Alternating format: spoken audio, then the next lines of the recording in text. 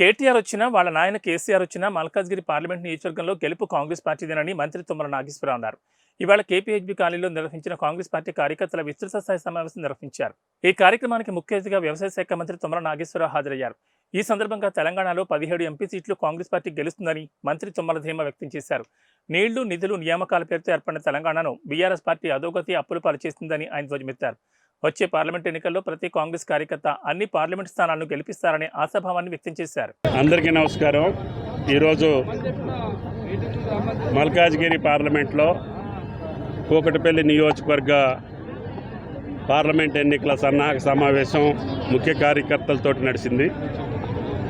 తప్పకుండా మల్కాజ్గిరి పార్లమెంటు నియోజకవర్గం కాంగ్రెస్ పార్టీ కైవసం చేసుకోబోతా ఉంది. దానికి భయపడ్డటువంటి బీఆర్ఎస్ పార్టీ నాయకులు చేతగానటువంటి పనికిరానటువంటి ఛాలెంజ్లు ఇస్తున్నారు. మేము ఇదే వేదిక మీద నుంచి ఛాలెంజ్ చేశాం. కాంగ్రెస్ పార్టీ అన్ని స్థానాల్లో గెలవాలని పట్టుదలతోటి కార్యకర్తలు ఉన్నారు. బీఆర్ఎస్ పార్టీ ముఖ్యమంత్రి గారు ఛాలెంజ్ చేసినటువంటి ఒక్క సీటు గెలిచి ఈ రాష్ట్రంలో నిలబడండి అని ఛాలెంజ్ చేశారు. దానికి కేటీఆర్ గారు మల్కాజ్గిరికి రమ్మని అడుగుతున్నారు. తప్పకుండా కేటీఆర్ గారు వస్తే మల్కాజ్గిరిలోనే ఓడించి కాంగ్రెస్ పార్టీ కార్యకర్త చేతిలో ఇంటికి పంపిస్తామని చెప్పి ఛాలెంజ్ చేశాం. దానికి అనుగుణంగా కాంగ్రెస్ కార్యకర్తలందరూ కూడా పట్టుదలతోటి కేటీఆర్ గారు వచ్చినా వాళ్ళ నాయన గారు వచ్చినా మల్కాజ్గిరిలో ఓడించి పంపిస్తామని చెప్పి పట్టుదలతో ఉన్నారు. దానికి ఆ ఛాలెంజ్ని స్వీకరించమని చెప్పి బీఆర్ఎస్ పార్టీని మేము హెచ్చరిక చేస్తాం.